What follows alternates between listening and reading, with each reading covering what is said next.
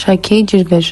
բնության ջրաերկրաբանական հուշարձաններից մեկն է Շաքիի ջրվեժը, գտնվում է Սիսիան քաղաքից 3 կիլոմետր դեպի հյուսիս-արևմուտք, Շաքի գետի վրա։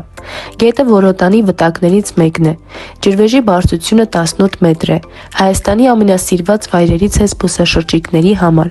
Ջրվեժի անվան հետ կապված մի գեղեցիկ առասպել կա։ Շաքի մի գեղեցիկ աղջիկ է եղել։ Նա այնքան գեղեցիկ է եղել, որ նրա գեղեցկությանը չի դիմացել մեր երկիրը նվաճելու եկած արաբ զավթիչներից մեկը։ Սիրահարվել է Շաքիին։ Զավթիչը հրամայել է աղջկան գալ իր մոտ, Շաքին էլ չի հնազանդվել ու իրեն նետել է բարձունքից ցած։